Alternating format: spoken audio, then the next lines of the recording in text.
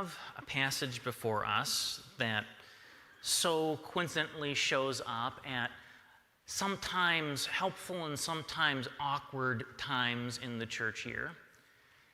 And I'm wondering if I were to ask this wonderful group of folks that are gathered here this morning if they could think of a, how do I want to put it, a dishonest manager. We'll use the words that showed up in the reading. Can anybody think of someone who may have been a dishonest manager at some point? Ooh. I know that there are some folks that are thinking, there may have even been a thought that came to mind that are maybe even making a few folks a little uncomfortable, and Leroy put his hand up, so I know he's got something. Oh, yeah. Lovely Rita from Dixon. Boy, that one hit close to home, didn't it? Yeah. It's interesting how easily that jumped to mind for us.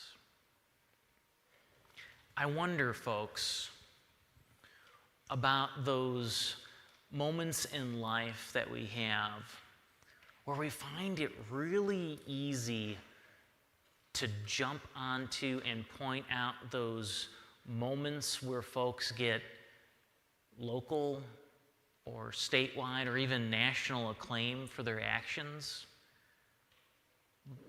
But we gloss over those other moments in life too.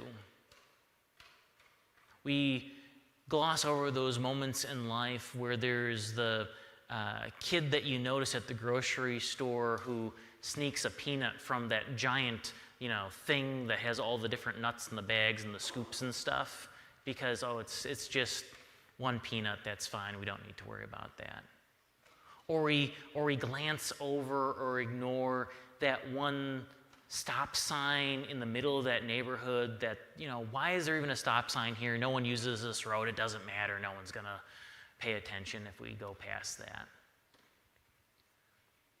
Or maybe there's those other things too, those things that we don't put much energy into, because who's gonna really give a rip if someone's always taking something from the candy jar but they never fill it up again? It's just candy. I'm sure that if we spend a little bit of time, we can probably think of all of those other kind of dishonest things that folks, maybe even ourselves, do all the time. I wonder about this passage with Jesus and his disciples. I wonder when Jesus was talking with them about the dishonest manager and the outcomes of their behavior, how many of them were super thrilled to hear what they thought was going to be this person getting their comeuppance because of their behavior? I wonder how many of the disciples had in the back of their mind their own Rita that they were so eagerly hoping was going to end up getting some kind of just due. And yet, it takes an awkward turn, doesn't it? The dishonest manager, after defrauding their master, keeps defrauding people. He ends up going to the folks that are in debt to their master and ends up having them cook the books so they can end up having to deal with less repercussions so that he can save his own skin.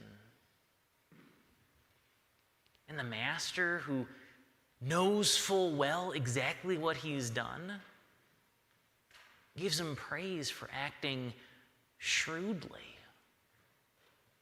Gosh, that doesn't seem very just. In fact, if we're being honest, it probably upsets some of us, because there are those folks that we have encountered in life or heard about that we really would like to see get their just punishment for what they've done. And yet, that's not how the story goes. Instead, it ends with Jesus asking us, what are the things that we're allowing to be masters over ourselves? Are we allowing earthly things, things like wealth, money, property, physical things? Are we letting people that we assume have all the answers or influence or power or worth, are we letting those become what we are enslaved to? Are we letting those kinds of realities become our master? It's a hard question that Jesus poses for us this day, and certainly to his disciples too. Because if we're really truly being honest with ourselves, which is kind of ironic considering how we're talking about a passage about someone being dishonest, it probably becomes a little easier for us to be dishonest with ourselves in this world that we live in than to be honest with ourselves. But say if we could truly be honest with ourselves for a moment, we'd probably notice lots of different things that we've allowed to become masters over us. Our professions, our house, a car, the persona that we show to the community so that we get the praise for the kinds of family we have or the kind of actions we have, while hiding in the background those things that we would like folks not to know about.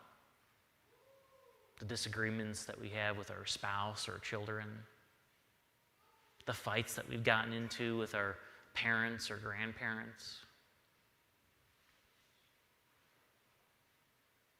There are so many things that we do to try to mask our real self in order to look or appear acceptable in our community, our society, the wider world.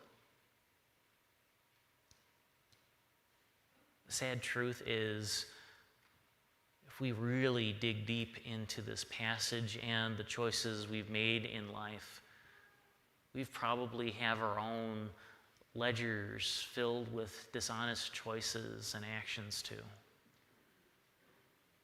And it can be awfully overwhelming when we start walking down that road. I wonder how often it becomes an emotional tax for us to try to imagine away the things that we wish we hadn't done, or wished we could have done better, or wished we never had to even make a choice about.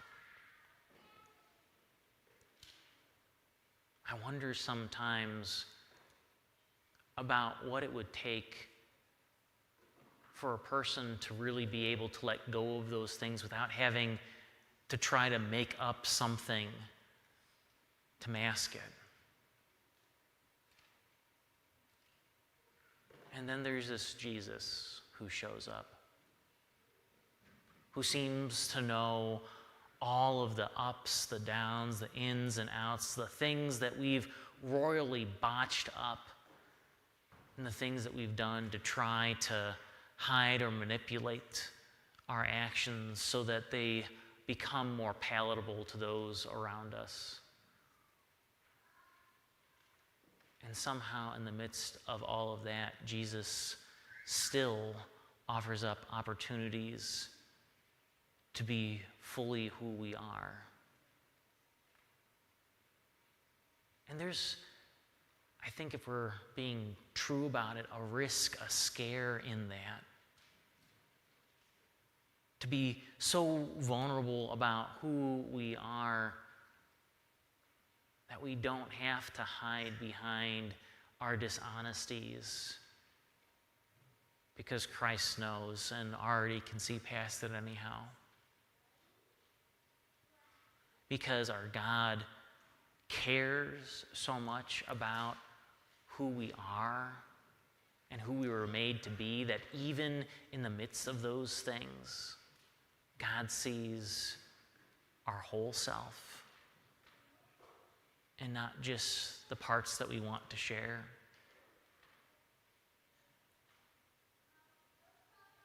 I wonder sometimes what roles, what ideas, what images we paint for ourselves so that we can do even the simplest things sometimes.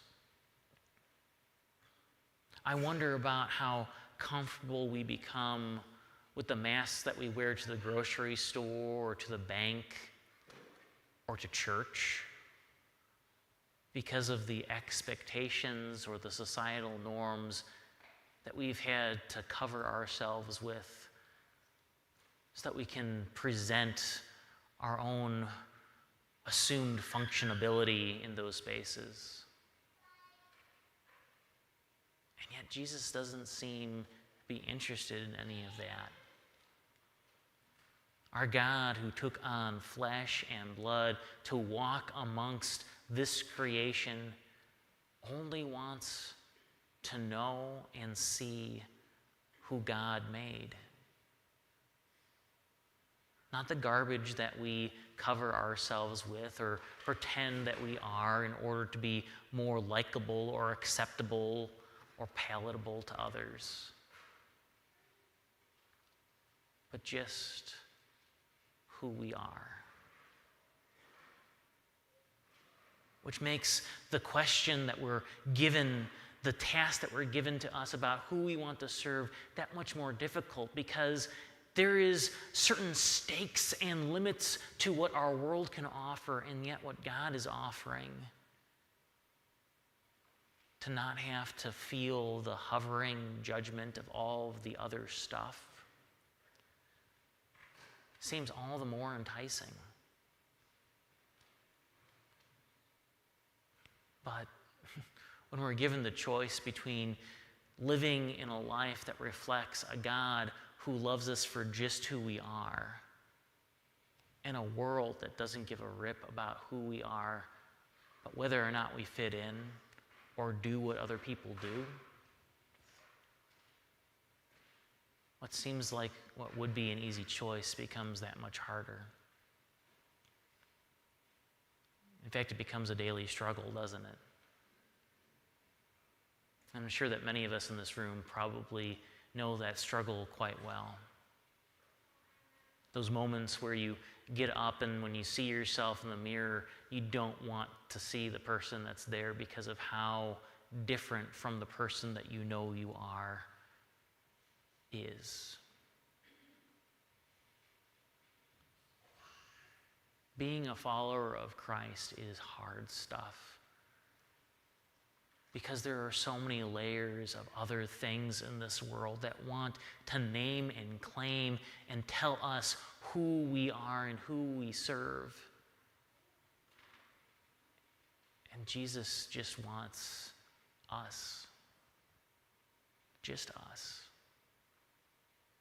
Jesus doesn't want the boastful shows of power or the faking it till we make it, or whether or not we've gone from the lease of one fancy new vehicle to another. Jesus doesn't care about any of that earthly stuff that we decide is so important. Jesus just cares about you, the real you, the you that we hide from our friends and families and neighbors. The you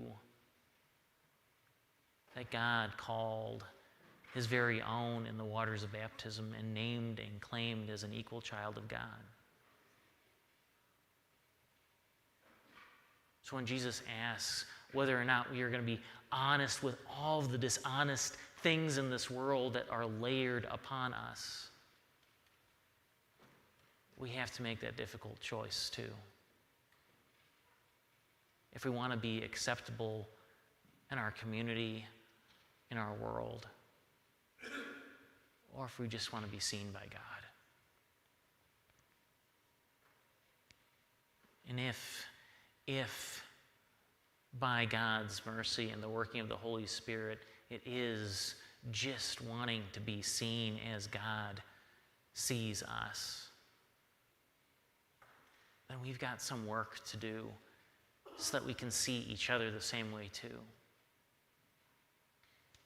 To see the beautifully, fearlessly made in the image of God, child of God who is sitting next to us or in the pew ahead or behind us,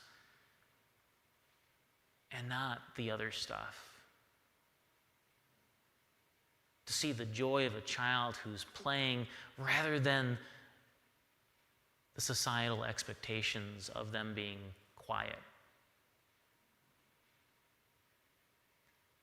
To see the person who is several generations beyond us as still that beautifully made in the image of God, child of God, and not just another old face. To not distinguish between those that we assume have very little and those who front so much. Our God, again, cares just about the people that we were made to be, and not the things that we're trying to make ourselves into. We have these brief, fleeting opportunities as people of faith to remind each other about who our God is and why our God came into this world. If we start to take for granted these moments, then they become just another thing in our culture and in our world. They become markers of some kind of earthly status and not an opportunity to be truly present with God.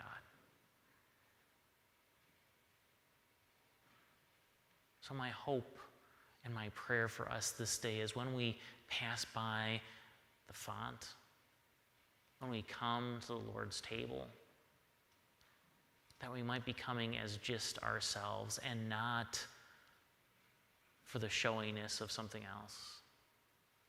Not because it's something that we assume has to happen a certain way, but because of the gift of being able to share that with other wonderfully made children of God. And maybe, just maybe, start to see a glimpse of that God who cares deeply for each and every one of us, and not the other stuff that we decide is more important. Amen.